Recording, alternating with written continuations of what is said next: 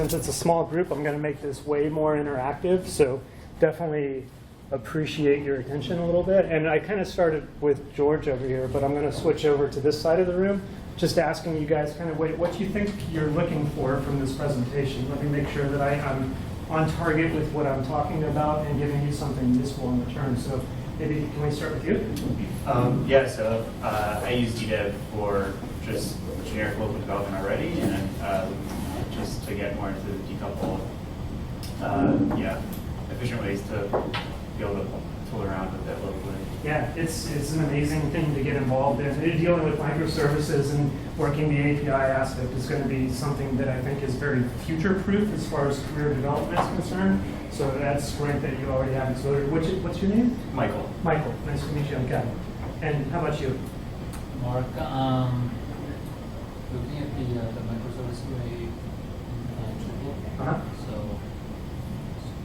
and I've known DDEV, but I never used.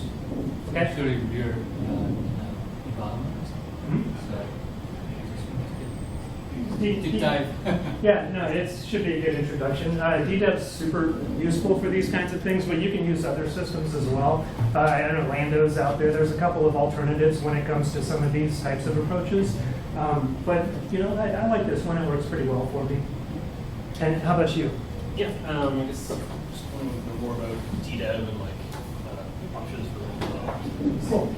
Using Docker right now, but it's very resource intense. Looking for what's available. Yeah, Docker's painful sometimes. We've done a lot of work when it comes to performance, specifically around the way that Docker. Are you on a Mac? Yeah. So the way that. Yeah, cool. Okay. So SA Lauder. Yeah. Cool. Docker is very disk intensive a lot of times, especially when it comes to the Mac and the type of file system that Macs have. We've done a lot of work with NFS lately to be able to kind of reduce that pretty significantly. You're going to get the best performance, hands down, off of a Linux machine, second best performance off of a Windows machine, if you can believe that, and worst performance off of a Mac. So by default, we're kind of hampered. But I think a lot of what's happening with NFS lately has been pretty useful. So not to put you on the spot, but welcome to the presentation. Hi. Hi. Just been asking people kind of what they think about what they're looking for from this session and kind of their exposure to DDEV. My company is updating the website in general, so while we're at it, we're also updating the infrastructure. Cool. So every bit of things that help us modernize our CI/CD infrastructure deployment, that would be great. Okay, cool. Well, I specialize in that, so hopefully I can give you a little bit of information there. But let's just go ahead and dive in and kind of see where it takes us. So basically, to introduce the company, I create DDEV. I'm one of the founders of DDEV, and it's I think really important to help people understand what we're trying to do with this tool. It's a free and open source tool, but our vision is really, it's simple and not so simple at the same time. It's basically advancing developer communities. So I grew up in open source. I've spent a lot of time in open source. I've been involved in Drupal for, I think my D.O profile, somewhere around 14 or 15 years now. So have literally gone from moving my computer to a newspaper's office and explaining what www meant to having to work with people like Corey to do some massive infrastructure changes at very large established editorial companies, to slowly introducing Drupal as a household word in the enterprise space. And I think that's a really important part of this conversation for me, is there's a lot of complexity that's represented on some of these back-end systems that exist in business logic, that exist in enterprise systems, that is very difficult to represent in some of these modern deployment systems. So for example, we'll get to that in a little bit, but we're basically a thriving part of the developer community, working to advance developers and their communities beyond where they are today. Together we can paint a picture of what tomorrow can and should be like. So for us, it's not just about Drupal. We have very common patterns in the Drupal space that are represented in other CMS spaces like Magento or Typo3 or Gatsby or any of these other modern frameworks. And we have the ability, as a result of doing the open source work that we do, to be able to help people understand how to help their community be more successful at what it does. So we create tools that empower communities. We believe in a world where developers are helping each other grow stronger, build faster, and achieve solutions in a collaborative way. That's what DDEV is all about. So for us, it's all about the collaboration. It's all about the feedback. It's all about making sure that we're building tools that are useful for people. So if you have any ideas or suggestions or thoughts, definitely share them. Today's dev deploy problem, it's always good to start this by explaining why we're actually doing what we're doing. So web hosting was easier when sites were simpler. Sites have always been dynamic. There's always been interfaces. I remember like in the early 90s, there was a site out there called Matt's Script Archive, and that had all of your little Perl scripts on it or your CGI scripts. And way back in the day, it was, okay, I'm going to create a login form for this website. How do I go about doing that? And go through, learn some Perl, borrow some scripts from here or there. And basically what I'm identifying is that smart people work off of understanding that there are patterns out there and that there are smarter people than themselves out there. So for me, what that means is I could do something like a login form maybe 100 times before I realized, well, maybe there's a better way of doing that. That's what Drupal ended up being for me very early on, was a very smart collective group of people that had the ability to represent the patterns that I was currently working on. We do that a lot with DDEV. We do it both in the infrastructure side. We participate in other open source projects like Kubernetes. We are very interested in cloud native concepts. So for what that means, represents to us is that there's an ideal way of doing things that larger and larger organizations are starting to participate in. So when you start moving outside of Drupal and you start talking about things like Kubernetes and the hosting side of this, then you end up understanding that there are smarter people out there that represent or understand those patterns that they deal with on a day-to-day basis. And if they're doing these patterns right, then we can each reuse them, learn from them, contribute back to them, and make everybody better as a result. So that's a huge part of what we do.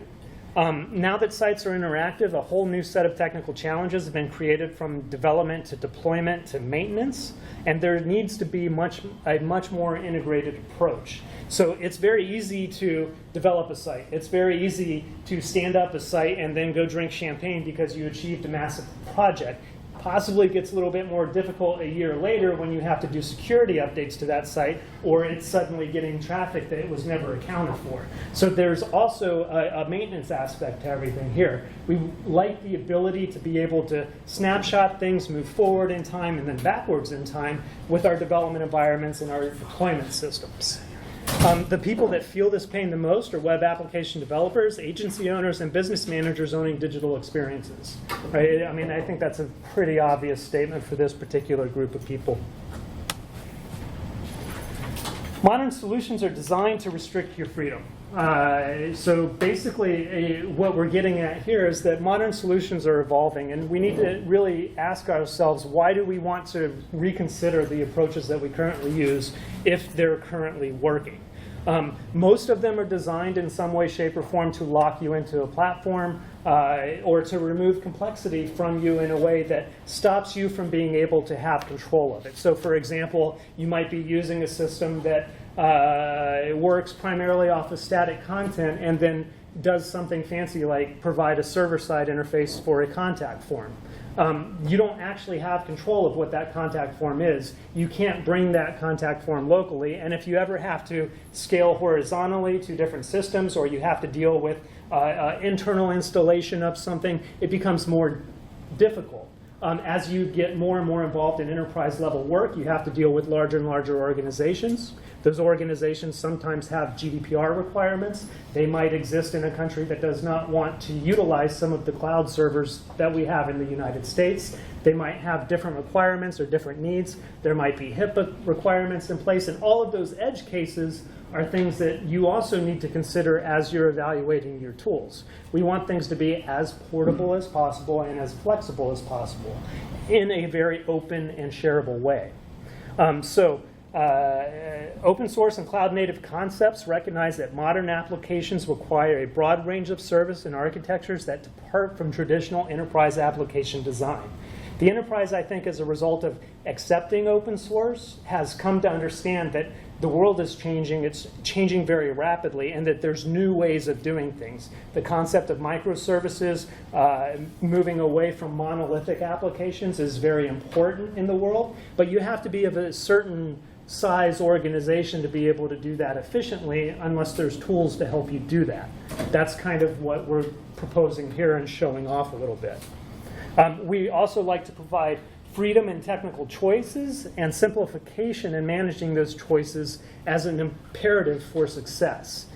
So what that means is that as a developer, I should have the freedom to use any hosting provider I want. I should have the freedom to install locally if I want to, and I should be able to manage that not only amongst myself, but with my peers. So if I'm in a team, I should be able to go to the JavaScript person and say, hey, I need help with this specific task because I'm a back-end person. I understand that world really well, but I can't do this very rapidly. And that person should be able to switch gears almost instantaneously, help you out, and then go back to what they're doing. We've seen this work in agencies. So for example, a typical use case in some of the agencies that we've dealt with is they are doing a lot of Drupal development. They also have a lot of WordPress development that's coming in. They might have some Magento development or some side projects that require different skill sets. And in the old way of doing things, and you have basically a subject matter Drupal expert, a subject matter WordPress expert, and they never cross paths. In the new way of doing things, they're both PHP developers. A PHP developer can help another PHP developer if they can get on the same page, regardless of the project. So that's a key component of what we're talking about here. So basically what we're going to do is we're going to walk through a decoupled Drupal site. We're going to use a team of personas here. And this, to me, is a typical representation of what you might find in an agency or in an enterprise. We have Julie, who is our front-end experience designer. Julie's a creative. She is really good at that, and I'll get into each of them individually. Dwayne is a back-end developer. He might be, I don't know, in this case, a typical PHP developer who really likes data structures, really likes APIs. Anne is your rock star, mythical, full-stack unicorn. This is the person that knows everything from A to Z, can solve any problem whatsoever. It doesn't matter if it's CI/CD, doesn't matter if it's the front end. They know everything. And I call them a unicorn because I don't think that person really exists. I might be wrong, but I don't think they really exist. So this is Julie. She's our front-end experience designer, as we've already covered. She's a talented designer who has an eye for user experience, primarily works by ingesting services to display to the end user. So this might be somebody that might have come out of a boot camp, might have come from a graphical background, really likes that interface experience, would rather focus on creating the front end than debugging a development environment or deployment issue. So as things get more and more complicated on the server side, Julie isn't really comfortable, might have different things she'd rather work on than try and solve some complicated server problem. Dwayne's our backend developer. He enjoys building APIs that work with server-side data and processing, has a laser focus on data structures and services, so understands the microservice conversation pretty well and how to implement that. He might need to use interfaces created by Julie to validate a service or user experience being driven by business logic, can probably do the user interface, but doesn't like to do it. Prefers to work on the beauty of the architecture and the systems that are running behind it. There's a lot of business intelligence that exists in more and more enterprise sites. Dwayne is more comfortable developing on a local environment than working with servers. Would rather the dev to deploy transition just works. So basically, a typical, I assume, PHP developer, not really comfortable mucking around on servers. If you're dealing with, for example, a server that's got a $10,000 a minute downtime cost, probably gets a little bit nervous when there's a production level issue there, might not be the right person to solve it. Then we have Anne, our mythical full stack unicorn. Anne has a thorough understanding of the front end and the back end, has significant experience in all aspects of development to deployment pipelines, loves helping and teaching. So typically when you have a unicorn like this is somebody that you might find in the open source community that's very active, likes to write books, maybe get out there and just teach or present or really help people come to the next level or raise their skill sets. So it's a good way to give back. Anne is inspired by Julie's eye for design and rapid ideas, helps with some of the more difficult implementations because Anne is a unicorn, can very quickly switch directions, and then works with Dwayne on complex client needs in both architecture and delivery, but doesn't have his laser focus. Likes to save everyone time with automation and is always evaluating new technology. So I think these three personas kind of paint the picture of a typical team that you might find out there. Anne is a very particular use case because what you also need to be aware of when you have somebody like Anne on your team is that Anne is a bottleneck, and a bottleneck waiting to happen, because ultimately what ends up happening is you get into more and more advanced complex scenarios that this person receives the lion's share of the work. It's very hard to distribute the information that this person's working on, and in most well-functioning teams, this person slowly ends up becoming a bottleneck because they're not able to distribute what they're working on, they're not able to do the teaching aspects of what they're working on. So these tools help to enable that. If Anne can be on the same page as Julie or Dwayne and switch between those two personas very quickly from a technical perspective, then Anne can give feedback to those people. They can teach those people, and they can help out in a different way than they're accustomed to. If you insert somebody like Anne into a problem space and Anne solves all the problems, they're going to get stuck there. And that's something that, as your projects increase in complexity, you will likely have to deal with at some point. So basically, how do we help this team? The goal is just to lay the context out a little bit more. So we're going to stand up a Drupal Umami site. Umami is a site profile that was put together. It represents a bunch of recipes, really cool pictures, shows off some of the features of Drupal 8. And we're going to task this team to do that for us. We're going to talk a little bit about how this team interacts as they go along and do that. And then we're going to give you some very specific technical examples of how to use DDEV-Local to handle the Drupal side and GatsbyJS to handle the front end side. So basically, meet DDEV-Local. It's a unified solution for PHP. It's an open source local PHP development environment that's built on Docker. There are a couple of other ones out there. It really doesn't matter which one you ultimately use. For example, Lando exists. Lando's a great tool, has a lot of integrations. I like to think of it a little bit like Linux versus Macintosh, honestly. So something like Lando is going to be a little bit more of a Linux experience. You can get a lot of amazing things out of there, but you're going to have to get your hands dirty. You're going to have to get involved in logs. You're going to have to do some configuration, and you will end up with a good system, but you're going to have to put some time into it. DDEV, on the other hand, is a bit more like Macintosh. It's designed to just work. So it has a lot of opinionated choices in there that are specific to Drupal developers that understand the way that Drupal developers work, and it makes those assumptions off the bat.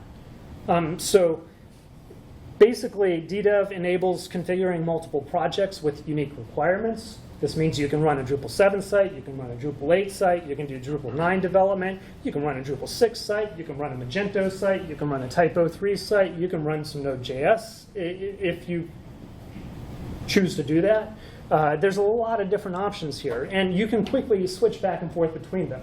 So the way that DDEV is structured, it does things like it'll keep the database static, it'll keep the file static. So you have the ability to clean up your system along the way, delete containers, restart containers, get things moving in a very good fashion.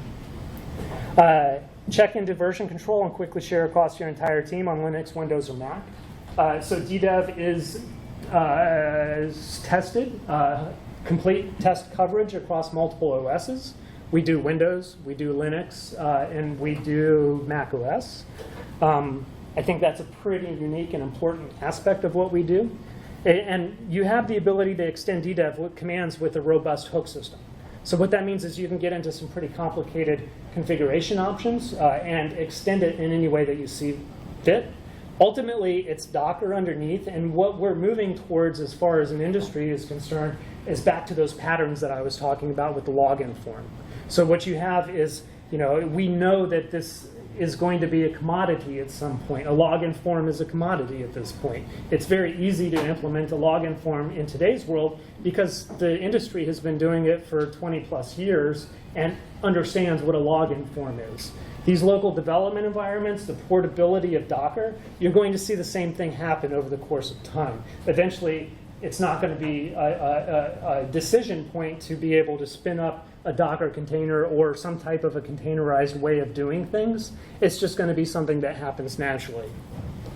And you can work inside the container with developer tools like Drush, MySQL Client, and Composer, which I'm going to illustrate here in a little bit. There's a lot of things that are inherent in DDEV that sometimes take a little bit of configuration on the user side. So Composer, which is going to be the example that we use here, is a prime one. There's some configuration that needs to happen there. You need to install your own local PHP version. When you use tools like this, you don't have to worry about that. The MySQL client, databases are a very important part of this type of development, especially as you move further and further into the enterprise. So databases need tools that people like Julie are going to be able to use very rapidly. So for example, in a DDEV configuration or a DDEV installation, Julie can run DDEV SQL Pro, which is another open source project out there. It will instantly launch a database interface for her to go through and take a look at the schema. She may not be able to interact with it, but she can get data out of it and has those tools readily available. It's not something that she needs to think about. How do I connect to the database? How do I see what's in the database? Also comes with some other tools like PHPMyAdmin, has Xdebug in there. A lot of things that are very nice to have as a PHP developer that sometimes take a little bit of work to get up and running. So basically, we're going to just dive right into some code. The internet's a little spotty here, so I did spend some time recording this beforehand. Apologies if it's not in sync. I haven't actually done it this way, but I think it's a good approach. What I'm about to show you is how to install Docker. We're going to use Homebrew to do it. Homebrew, if you don't know, is a Mac OS package manager. It's very good with DDEV because it manages your upgrades for you, keeps you up to date. We're going to add DDEV to Homebrew. We're going to install DDEV, and then we're going to do something called make cert. So basically deal with SSL certificates. And then we're going to verify the entire installation. And this is kind of what that looks like.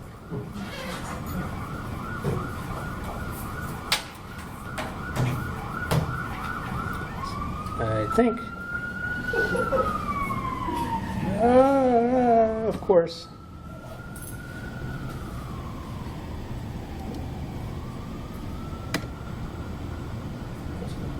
Oh, look at that. It worked. But it's playing the wrong video. Let's try that again.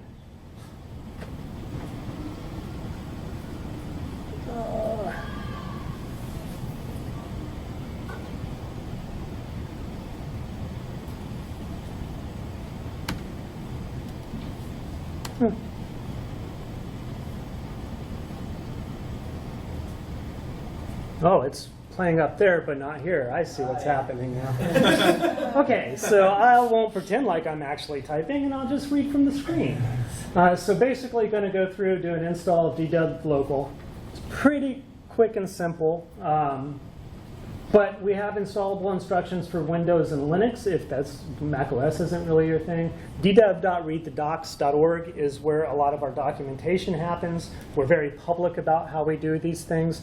There's a lot of different ways of doing it. We're going to go through and install Homebrew from scratch. So this is just basically a command that does that for us. Homebrew's now installed. Piece of cake, nice and easy. And then we're going to switch over to a DDEV install with a little bit of a pause for dramatic effect. So now we're going to add the DDEV repositories into Homebrew. And this makes it very easy to handle installations as well as the upgrades, like I said. It's a simple command to tap drud DDEV. It's an established project, so it should plug right in there. Now that Homebrew's aware of what we have, we're going to go ahead and do an installation. Super duper complicated at this point. So brew installed DDEV. Very simple, very straightforward. The prerequisite for this is that you have Docker installed. There's a Docker for Mac client, there's a Docker for Windows client, and Docker for Linux as well. So you will need that to be able to do these steps. And then we're going to do a one-time command. So we do SSL certificates natively in here. It's good to have a certificate authority on the local machine. Makecert is a great option for that. It's very simple to install. So we do that, and boom, we're basically done. So there you go. We have the prerequisites in place. We can verify that DDEV is installed and that everything seems to be working. Do that with a DDEV version, and what you're going to get from DDEV version is not only that it's installed and what version you're on, but some of the containers that you use. And you'll note that, for example, commit, well, the DB, the DBA, the router, and the web. These are all configurable Docker containers, so you have the ability to customize these, swap these out. You can work with the DDEV configs to put in any combination of this that you want. So if you have SQLite database that you're working with, or something other than MariaDB that you'd like on the DB side, it's very simple to point that at a container, follow some parameters that we have in place in that documentation, and get up and running very quick. Next is where the fun starts to happen. We're going to install Drupal 8 using Composer because we like to enable developers to work the way that they like to work. It's a very important aspect, back to that freedom. This is also very important to somebody like Anne, for example. When you are that mythical unicorn rock star responsible for the CI/CD, you want to be able to script your deployments because it's a good practice. It's a good way to create consistency between environments. So in this example, we're going to go through and install our Drupal site as an API. So we're going to install Drupal 8. We're going to enable some modules inside of Drupal 8 to enable the JSON API and some extras associated with that. We're going to make a directory to store all of our files, create a generic DDEV PHP application. DDEV does much more than just Drupal, so it's a good idea because we don't have Composer on the machine natively. We're going to use DDEV, create a generic PHP application, and then use the Composer that comes with that to be able to complete these steps. We're going to use Composer to install Drupal 8, and then we're going to change the basic generic PHP type to a Drupal type so that we can create a settings file and that we understand what's being installed. And then we're going to use Composer additionally to pull down some modules and then start up the Umami site. Yeah. When comes the configuration for like which PHP version you want to use and that kind of stuff as far as this process? I can show you that separately. Yeah. So basically, there's a DDEV config file. Inside of each repository, you're going to get a DDEV folder. Yeah. And inside of there is some example config files. One of those has a line specifically for PHP version, and you can just set it to 6 or 7.2 or whatever you want. Restart your containers, and boom, you've got a totally different PHP version. It's a super simple process. All right, so YAML file, only YAML file. Is Yep. a YAML file, right? yep, everything's represented in YAML these days. So let's see if this actually plays. Yeah, it was fine. I need to look up here, right? Yeah. Cool. All right. I like it when technology works, even if it's behind my back. Oh, this might be the first. That is totally the wrong one. And this is the right one. I've got it dialed in this time. Install Drupal 8. So there we go. Again, going through the steps that I just outlined, we're going to use DDEV to tap into Composer. First, we're going to start by making a directory to store the site and then move into it. So starting with a completely clean installation, you can just as easily pull down an existing repository. From here, we're going to pause for dramatic effect. Cool. So starting with that generic PHP application to be able to give us the Composer tools. Super simple. We're going to do a DDEV config, type, pass it a flag of project type, PHP. You'll see that the project was created. No settings paths configured, so there's no settings file. We're still thinking it's a generic application at this point. Now we're going to use DDEV to perform a composer install. So from a clean directory, we're going to use composer to install Drupal 8. We do it very simply by doing DDEV composer, which means that DDEV's going to run whatever you type in next as that composer command. Standard composer, create Drupal from the Drupal repositories, pass in a stability flag, no interaction, and preferred dist.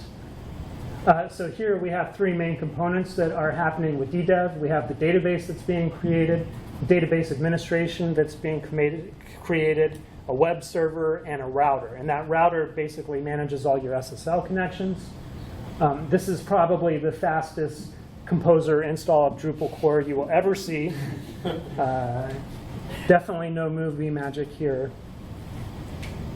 And nice and simple, we've got a Drupal install now. So basically, we need to notify DDEV that this is Drupal and that it should know what to do from there. So we're going to switch the project type to Drupal. Very simple. Same command as before, but this time we're going to pass it a Drupal 8 flag to let it know that that is, in fact, Drupal. And it tells us that we have a settings file kind of put into place now, and we can now run DDEV start. So we're going to give it a try, start that up. Really simple. From here, we go through, and it recreates the Docker containers that were in place, because now it knows what kind of site it is. So it might do some D8 magic there. We've got our database, we've got our web, and then some administrative tools that are in place. And then we restart the router. From there, you have a project that can be reached at a URL. We called it the directory, my Drupal 8 site, because we didn't specify anything.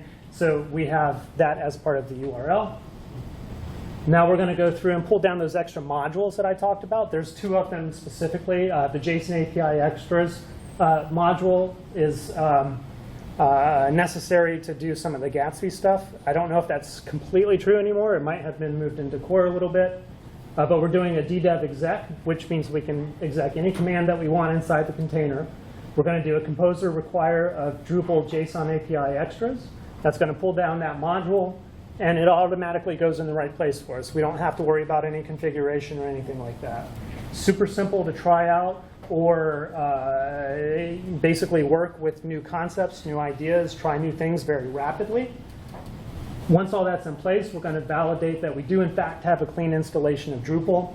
We're going to do that by noting that it redirects, as Drupal does when it has a clean database. So we're going to use curl to basically call the front page, and it should give us a 302 redirect, I believe. Yeah, 302 redirect to location core install.php. So we do have a new core Drupal 8 site. There was very little effort there, and it's a fully functional site, as you'll see in the next set of slides. We're going to go through and do a describe from the DDEV perspective and see a lot of information here.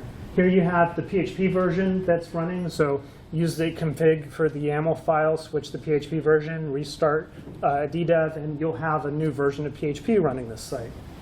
There's the URLs. We've got defaulting to SSL. So those SSL certificates are automatically generated. Your browser will accept them. Most things accept them until they get to a point where they validate against known certificate authorities. So sometimes you might hit some snags there, but usually it works pretty well. You have all your credentials for your database, username, password, the host that it's running on. It gives you some examples of how to use the MySQL client to actually connect to that database. So you can work with these natively inside of your computer if you already have that set up to work natively, or you can use the tools that we provide. We give a couple of sample tools to be able to work with. So one of the things that developers, PHP developers, Drupal developers specifically has to deal with is email. We put MailHog on here. MailHog captures email. So if, let's say, for example, and I know I've never done this, so that's not totally true, but pull down a production level site and suddenly you send emails to a production level set of email addresses because you're working on something. I've done that, and it's been a little embarrassing. So MailHog jumps in there and kind of grabs that traffic so that it doesn't get an external, but allows you to still develop against email. PHP-MyAdmin is just a very basic way of getting into the interface, maybe understand it from a different perspective. And then we'll move on. Now that we have a core install of Drupal 8, we're going to enable the decoupled Umami version. I'm going to leave the interface running on this, and I call this time to click some buttons. You can totally do this through a Drupal install profile or a site profile. And in fact, Anne, in our example, would really encourage you to do that. But not everybody does that. So we're going to use the interface to set up the site profile and API. We're going to enable the JSON API. We're going to enable the JSON API's extras, and then we're going to validate the settings. So let's see if this actually works. Maybe I have to hit it one more time. Ooh. Huh, there you go. Learning to look in the right direction as I do this. Thank you for your patience. So real simple, I'm sure everybody's been through this. In Drupal 8, we have the Umami profile right there, very easy to work with. It's a great way to get started with this type of work so that you have some existing content to work against. It's going to go through and do a typical install of Drupal. Again, a little bit of movie magic to help it move forward because we all wish Drupal was a little faster sometimes. Here we've got the demo of Umami being installed, and then some translation work that ends up happening. Very simple configuration. You've probably done this with any other Drupal site. So adding an email address, a username, and a password.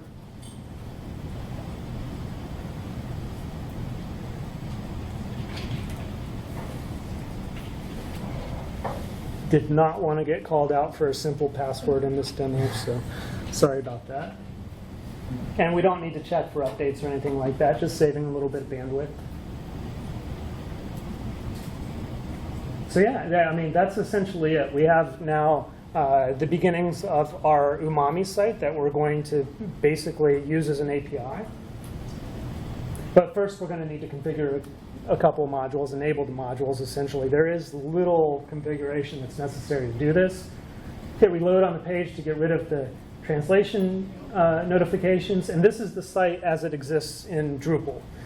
So this is your basic recipe site, pulling content types, entities, and displaying them in very standard Drupal ways.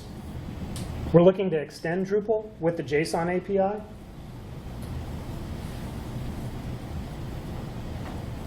So hop down to the bottom of the screen. We've got the JSON API and the JSON API extras.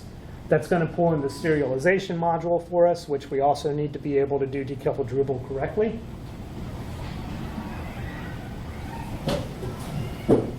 Do a quick install there. Wait for Drupal to come back to life. And then a little bit of movie magic to make the translations happen quick. The nice thing about this type of approach with Drupal on the back end is that there is a lot of times when you have a lot of complexity that needs to happen on the business side. And that's really where these types of tools shine. So now we're going to just validate it. Anytime that you're making a call to a decoupled Drupal site, you're going to want to pass in that accept header.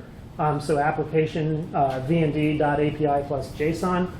Piped it through a program called JQ, which shows us that we have some JSON in place. And this is a JSON representation of an actual node. It's the first one that it found in the database. And here you'll start to see the node body come into play, some familiar fields. All of these translate very well to GraphQL. So you have the ability, as we get into the Gatsby side, to pull out the pieces of information that you need. Everything that you would get from PHP is represented and available for a decoupled interface. And now, now that the team's got the Drupal side in place, it really wasn't all that complicated. We're going to switch over to GatsbyJS. Gatsby's amazing. It is a static site generator. You can pull data anywhere, including CMSs, Markdown, and data services. So what that means is that you can work from existing CMSs, you can work from raw Markdown files, and then you can use things like Lambda functions, you can use things like complex services that Dwayne in our example might have written and needs to stand up for some business need. Julie basically just likes Gatsby because it's super simple to use. So from Julie's perspective, she has raw access to HTML, CSS, and React. She can do some amazing things very quickly without worrying about it. I've seen instances where we've taken a Julie in a web agency, and a typical web agency might have a 1 to 2 week onboarding process for somebody before they can contribute billable code back to the organization. We've been able to enable people like Julie to walk in and before lunchtime be able to be up and running at the same speed as the rest of the team and contribute billable code directly to the agency. So they have seen dramatic improvements as a result of this process. Dwayne likes Gatsby because the decoupled nature allows him to think about without a microservice or with a microservice bias.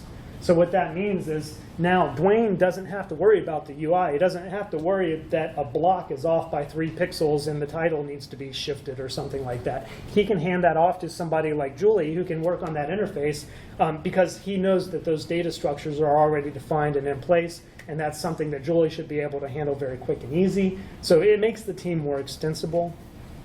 And Anne likes Gatsby because it's easy to keep alive on the internet and protect. It ties directly into CI/CD concepts if you do it properly. So what that means is that the cheapest, easiest way of doing hosting on the internet is to do it in a static fashion, as long as you can manage the complexity of the services that you deal with. And that's where the real gotcha exists. When you have an interface like this, you can do something like tie it into a CI/CD process. You can manage cron jobs to generate your content on a regular basis. You can have that content pushed up to a static site and then have that refreshed. So it almost gives the appearance of a dynamic site, especially if you have a large editorial team or a huge amount of people doing content generation on the back end. It all kind of ties together pretty well. So similar process. This might be a little bit redundant, but it's the GatsbyJS way of installing things. We're going to use NPM. Again, like we had Docker as a prerequisite for DDEV, we have NPM as a prerequisite for Gatsby. We're going to clone the Umami UI from GatsbyJS. So if you go to the Gatsby project, you look at it on GitHub, I believe it's Gatsby/GatsbyJS. Inside of that repository, there's an examples folder. Inside of that examples folder is a using-Drupal or WordPress or any number of other things. And inside of there is the exact code that we're going, well, almost the exact code that we're going to run here. Turns out that since that site was launched, it basically has changed a little bit on the API side. So I've been talking too excessively, and I was just told that we have 5 minutes left, so I'm going to start going a little bit faster. I assume something's running up here. So we're going to install GatsbyJS and the Umami UI.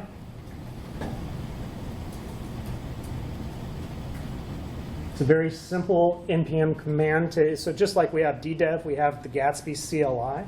The Gatsby CLI does some nice things for us, like provide a real-time development environment.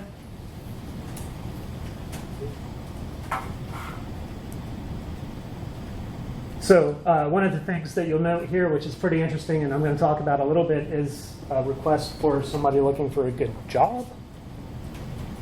It's important to help the open source community, so we have to point these things out.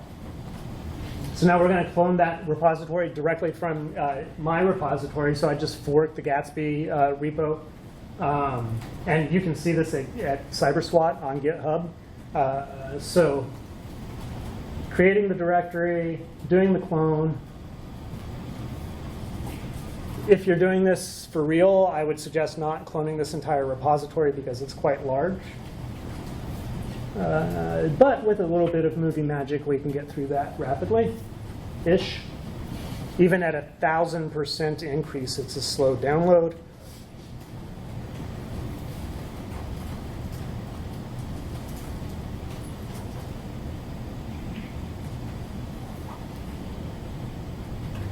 So there we go. We've got this Gatsby code in place. We're going to go into it and kind of take a look at what's there. Going to check out the branch that I have. It's decoupled Dev Days 29. I guess it's Decoupled Days 2019 these days. Going to move into there and basically change our Gatsby config to point to the DDEV-Local site that we just started up.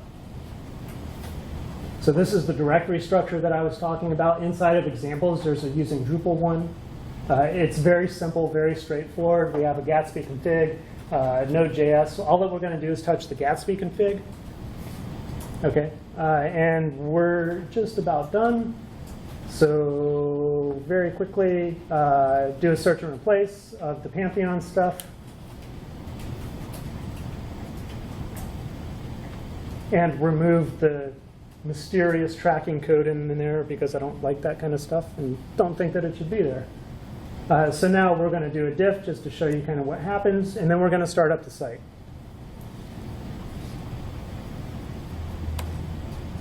And the way that looks is we're going to start the Gatsby site. It's a real simple command, Gatsby develop. This is going to create a development localhost server for you. You'll be able to work directly on Gatsby and Drupal.